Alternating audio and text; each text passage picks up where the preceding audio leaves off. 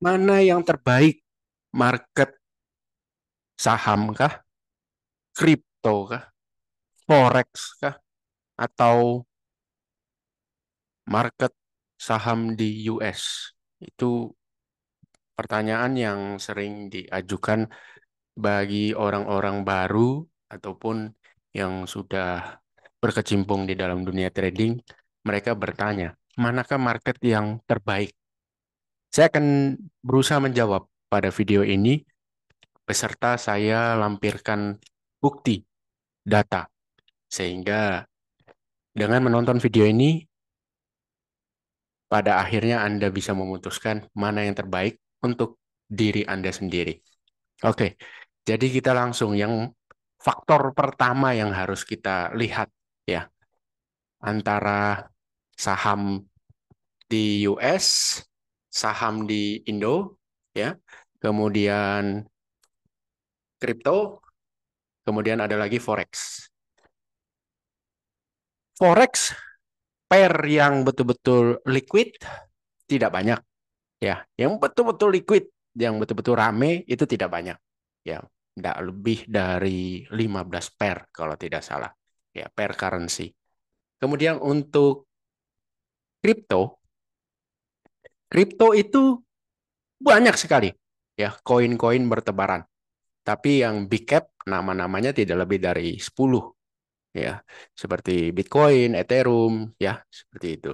Itu tidak lebih dari 10.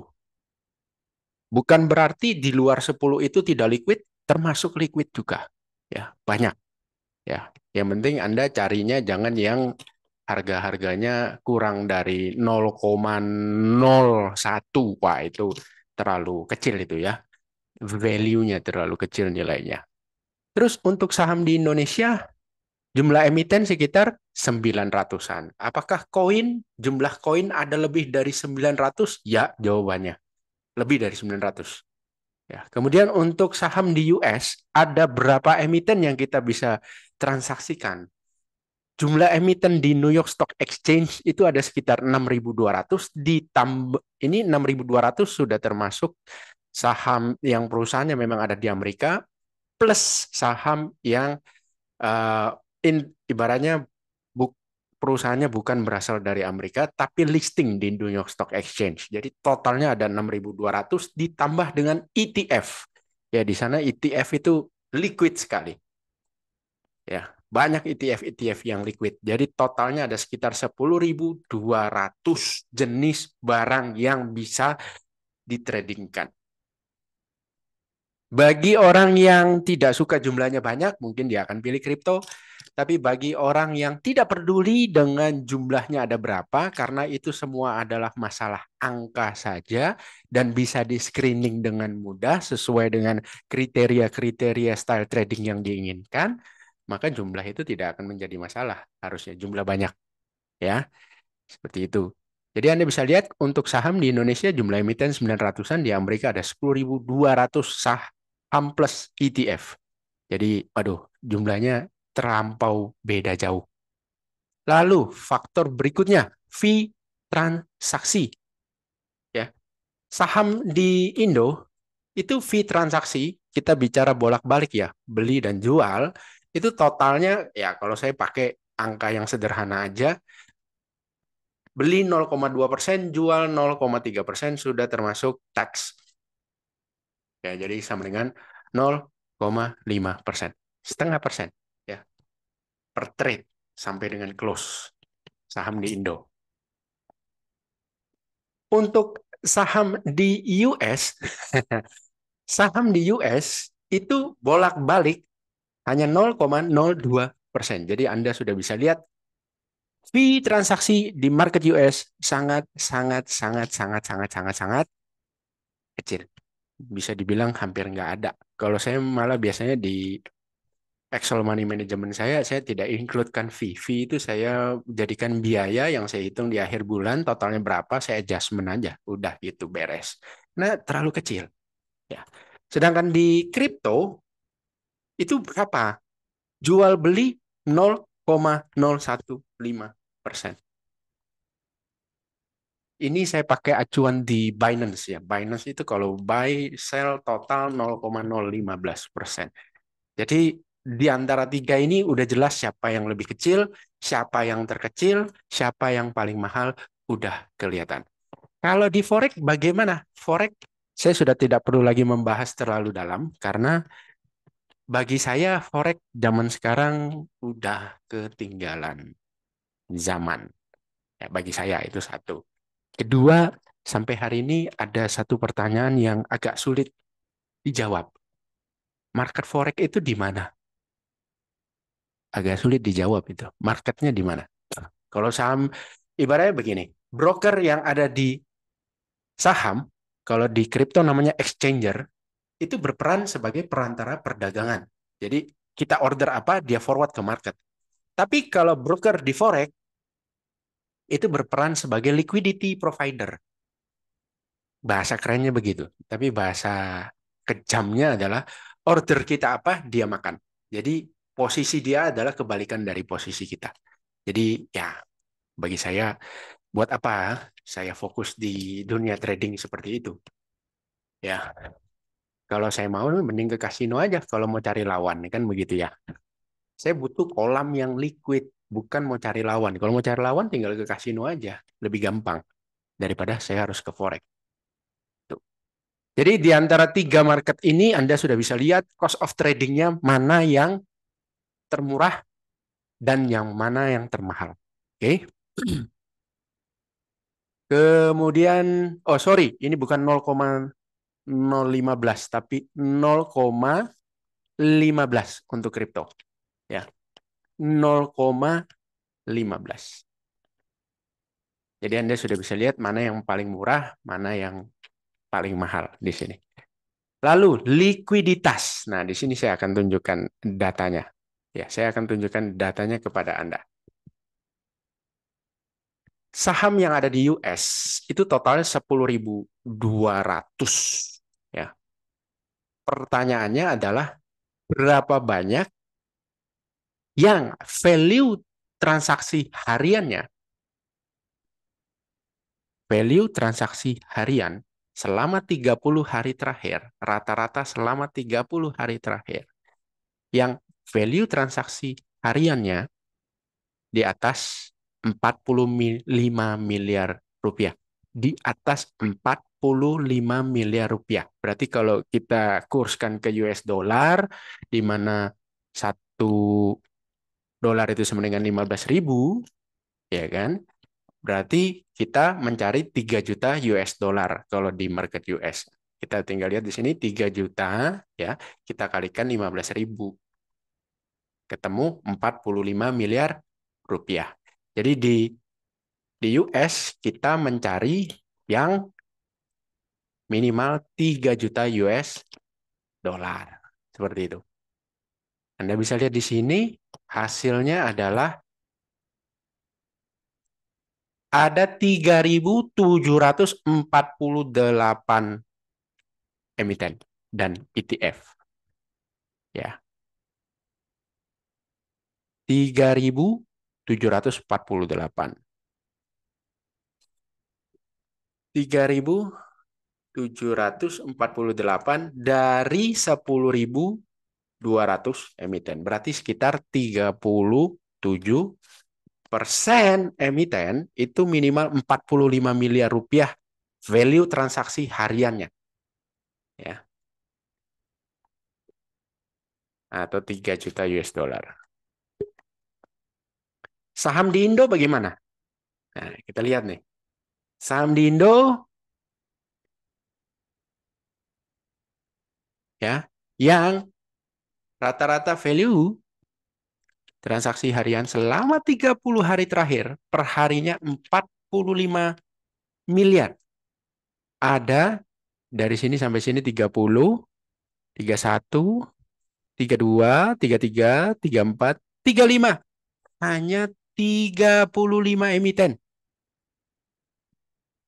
dari 900. Itu cuman sekitar berapa? Sekitar 4% saja. Ya, hanya sekitar 4% saja. Ya. Sedangkan di market US ada sekitar 37%. Bedanya jauh sekali. Oke, secara likuiditas. Kalau di kripto bagaimana? Kripto juga banyak. Ya, kripto juga banyak. Kripto banyak, tapi tidak sebanyak saham Amerika. Itu.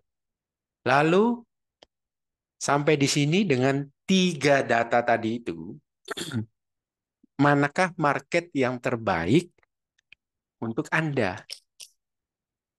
Jawabannya adalah harus disesuaikan dengan style trading Anda. Saya bilang di sini trading ya. Trading itu mencari capital gain. Oke. Kalau invest mencari cash flow dari dividen. Itu dulu biar nggak bingung ya. Nah, kalau kita bicara trading, manakah market yang sebaiknya Anda terjun? Dari style trading scalper. Scalper itu jual beli dalam tempo yang cepat sekali.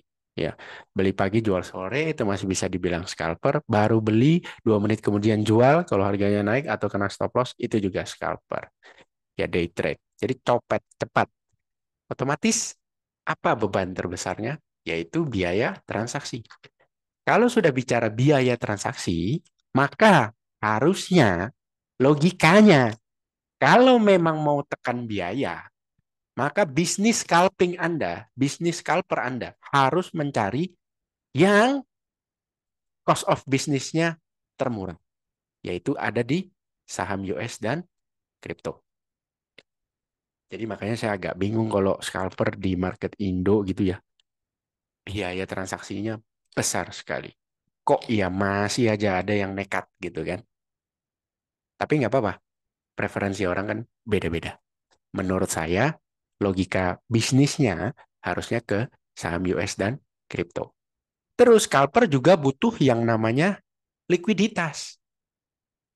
Otomatis saham-saham yang liquid itu adanya di saham US, ya, kripto. Kalau di Indo, berdarah-darah ini scalpernya, ya. Mau masuk keluar susah sekali karena likuiditasnya rendah. Hanya sekitar 4% dari total emiten yang punya average value transaksi hariannya 45 miliar. Itu luar biasa mengerikan. Ya. Kemudian kalau Anda style tradingnya adalah swing trade ataupun buy on breakout, ya, ataupun trend follower, sebaiknya di mana? Nah, kalau ini sebaiknya Anda pilihlah market ya kalau untuk pemula ya yang Anda bisa dengan cepat belajar. Jadi jawabannya adalah market Indo. Karena dari entry barrier-nya itu lebih sedikit dalam hal bahasa. Karena tidak semua orang lancar dengan bahasa Inggris. Apalagi kalau baru belajar gitu ya, kan cari-cari di YouTube. Nah, jarang sekali YouTube itu YouTube Indonesia yang membahas saham-saham di luar. Jarang. Jadi kalau mau belajar trading, entry yang pertama adalah sebaiknya di market Indo. Semakin Anda mahir, maka harusnya Anda mencari market yang jauh lebih liquid, jauh lebih murah cost of tradingnya. Seperti itu. Kalau saya mau invest, sebaiknya di market luar atau di Indonesia. Kalau invest, maka Anda tidak perlu likuiditas besar. Nggak perlu. Lo Keng Ho aja dengan equity sebesar itu bisa di Indo. Ya kan? Kemudian kalau Anda invest, Anda nggak perlu cari market yang fee transaksinya murah. Karena Anda jarang in and out. Jarang. Jadi jawabannya kalau Anda invest di Indonesia saja. Kenapa? Karena dengan mudah Anda bisa research ya semuanya dalam bahasa Indonesia, kemudian Anda bisa lihat produknya, mungkin Anda bisa company visit, Anda dengan mudah mengikuti rapat RUPS gitu kan. Itu di Indonesia. Jadi kalau invest jawabannya saya lebih prefer ke market Indo. semuanya jauh lebih dimudahkan seperti itu. Ya, jadi pertimbangannya market mana yang baik dari sisi style trading, jawabannya kalau menurut saya seperti tadi. Ya, kalau untuk scalper sebaiknya di saham US ataupun kripto. Ya. Kemudian modal. Nah, oh apa hubungannya dengan modal? Nah, jika modal Anda ya masih ibaratnya 100 juta, kurang dari 100 juta, maka Anda mau trading dimanapun, ya di market manapun, terserah, bebas. Kenapa? Karena dengan 100 juta di market Indonesia itu, market Indonya masih bisa dianggap liquid. Ya. Dengan modal Anda 100 juta, berarti misalnya Anda mau beli satu posisi 10 juta nih, seper 10, ya kan, dari total modal Anda. Itu gampang. Anda mau beli, jual itu gampang. Yang penting Anda jangan beli saham gorengan. Ya, yang ibaratnya kadang lotnya gede, terus tiba-tiba bisa berhari-hari, lotnya kecil gitu ya. Jangan, itu saham gorengan. Kita bicara saham-saham yang normal-normal aja, yang ibaratnya rata-rata value transaksinya 2 miliar, 3 miliar, itu masih bisa. Ya, Anda beli jual enak itu masih bisa. Ya. Begitu modal Anda sudah di atas 100 juta gitu ya, sampai sekitar 250 juta. Nah, ini sudah mulai cenut-cenut nih kepala. Ya, sudah mulai cenut-cenut kepala. Anda coba hitung, 250 juta, 10% berarti 25 juta. 25 juta Anda mau masuk di saham yang rata-rata value transaksinya hanya 2 miliar. Artinya itu sudah lebih dari 1% value transaksinya. Satu kali hit. Itu lumayan besar. Itu lumayan besar. Karena jualnya belum tentu gampang nanti. Jual 25 juta rupiah itu belum tentu gampang. Ya. Jadi Anda sudah harus mulai belajar diversifikasi market. Ya. Bisa Anda belajar kripto, bisa Anda belajar market US. Tapi saya saranin ke kripto dulu. Karena kalau market US itu modal Anda nanggung, enggak enak tradingnya. Karena Anda akan kena aturan di mana Anda tidak boleh beli dan jual dalam satu hari yang selama 3 kali dalam 5 hari. Itu nggak boleh. Ya. 3 kali kejadian seperti itu dalam 5 hari, maka kalau itu sampai kejadian, Anda akan disuspend account-nya selama 90 hari. Ya, jadi itu kurang enak kalau modalnya masih kecil. Begitu modal Anda sudah di atas 400 juta, nah di sini itu sudah sangat sulit untuk trading di market Indo. Saya bilang trading ya, bukan invest. Tadi kan sudah kita bahas bahwa invest itu enak di Indo. Tapi kalau trading, modal Anda sudah di atas 400 juta, ini saya sarankan Anda harus split you punya dana. Nggak bisa di market Indo semua. Ya. Karena akan sulit sekali. Anda misalnya mau beli dan jual 40 juta rupiah satu open posisi di saham-saham yang tidak terlalu besar value transaksinya. Itu sudah mulai lumayan susah itu jual barang maupun mau beli. Ya, udah mulai agak harus milih-milih. Pilihannya sudah mulai tidak banyak kalau Anda mencari likuiditas. Seperti itu. Anda tidak bisa hit di satu harga yang sama. Sudah mulai agak susah. Nah, saran saya kalau dana 400 juta Anda split ya. Bisa 200 juta di saham Indo, 200 juta di kripto, monggo, ya kan? Silakan. Seperti itu. Kalau modal Anda sudah hampir 1 miliar, ini masalah. Ini sudah susah sekali mau trading di market Indo itu susah ya. Bukan cuman saya nggak bilang saya nggak apa namanya bukan cuman swing break buy on breakout ya, trend follower yang susah, scalper apalagi tambah susah gitu ya, tambah susah. Jadi kalau modal 1 miliar gimana? Saran saya Anda harus alokasikan 400 juta ada di market US ya. Kemudian kalau memang masih Anda mencintai saham di Indo, ya Anda bisa 400 juta di saham Indo ya, tapi ibaratnya tradingnya sudah harus super-super milih, terus 200 juta Anda coba-coba di kripto. Seperti itu. Anda nggak bisa 1 miliar Anda mau trading di market Indo itu susah. Karena pilihan barang terbatas. Kalau berdasarkan likuiditas. Kalau likuiditas yang Anda cari. Oke, itu sangat-sangat puyeng. Terus, yang terakhir adalah pajak. Nah, pajak ini kalau ibaratnya di saham Indo, pajaknya adalah final. Ya kan, pajak final. Kalau di kripto, Anda trading di misalnya toko kripto gitu ya. Itu final juga pajaknya. Tapi kan jatuhnya tradingnya jadi mahal ya. Kalau Anda trade biasanya sih tradingnya kan di Binance, ya kan, seperti itu. Nah, yang jadi masalah adalah kalau tradingnya di Binance, terus kalau ada cuan, pajaknya gimana? Nah, itu pertanyaannya.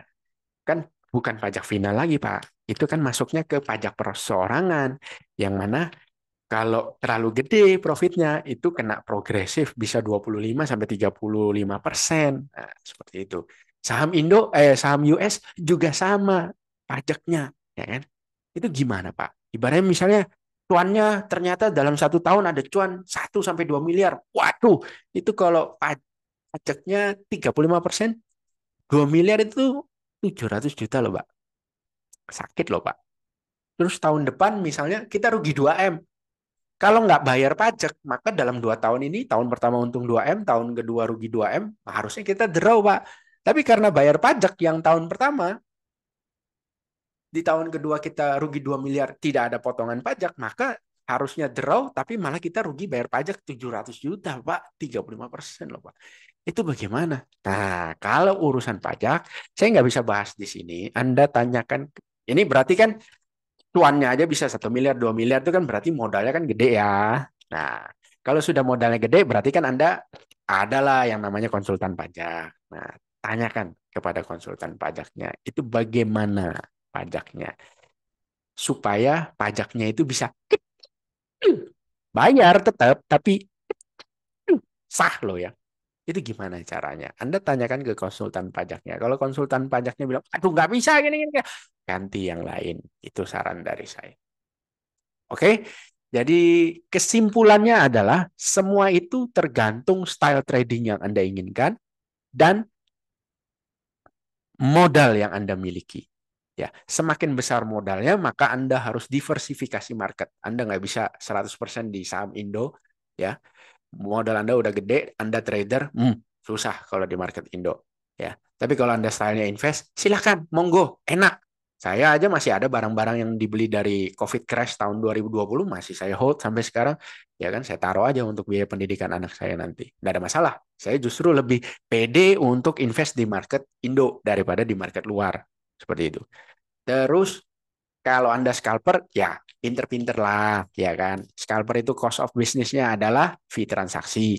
Ya jangan ngotot lah gitu ya. Anda harus belajar untuk mengurangi cost of business Anda. Kalau enggak babak belur Anda ya. Jangan mau dikadalin sama ibaratnya broker-broker bahwa enak loh gini gini gini. Mana ada likuiditasnya udah seret, kemudian fee transaksi semahal itu. Jangan ya. Be smart lah, be smart. Ya seperti itu. Yang pinter lah ya. Tuh, ya. Tapi kalau Anda masih ibaratnya modal Anda masih ya, saya nggak bilang kecil ya. Saya pun waktu belajar trading pertama kali modal saya nggak sampai 25 juta kok. Ya. Nah, itu Anda bebas mau masuk ke market mana aja. Cuma saran saya nggak usah market US terlebih dahulu kalau modalnya masih 100 juta ke bawah atau 250 juta ke bawah. Jangan ke market US dulu ya. Anda belajarlah di market Indonesia seperti itu. Terus mau belajar kripto, silakan belajar-belajar kripto kan seperti itu. That's why di membership Angka Bicara saya memberikan eh, bocoran kepada para member tentang saham-saham apa saja atau posisi-posisi apa saja yang saya incar itu di market US ada, ya Anda bisa lihat ini di market US ada, kemudian kripto juga ada, dan yang ini market Indonesia. Ya, jadi 3 market ini saya trade semua. Kripto ada, market US ada, saham Indo juga ada. Tiga-tiganya saya share incaran-incarannya kepada para member angka bicara. Kemudian untuk materi-materi edukasinya pun juga sama, di mana di sini Anda bisa lihat bahwa saya kasih swing trade kalau di kripto gimana, ya kan? Swing trade di market US bagaimana, ya? Swing trade di market Indonesia seperti apa scan-nya, ya kan? Parameternya juga saya kasih yaitu triad dan range. Ini dua parameter kunci yang selalu saya pakai, ya kan? Seperti itu. Inilah yang saya share kepada para member angka bicara. Jadi ada tiga market itu tadi semua saya share, ya. Karena saya trade tiga-tiganya. Dan ibaratnya dana saya yang terbesar bukan di market Indo. Dana saya yang terbesar ada di market US. Kalau di kripto, ya saya cuman dikit-dikit doang lah, nggak nyampe nggak lebih dari 250 juta, ya dikit, ya karena saya lebih pede di saham daripada di kripto. Di kripto, ya ibaratnya saya bisa bilang daripada saya weekendnya nganggur, ya kan? Karena kripto 24 hour, eh, 7 hari dalam seminggu, nggak pernah tutup ini kripto. Ya, jadi Sabtu Minggu selalu ada. Tanggal merah di Indo, bodo amat dia ya. Tetap buka. Weekend tetap buka, 24 hour. Ya, nggak ada tutupnya kalau kripto.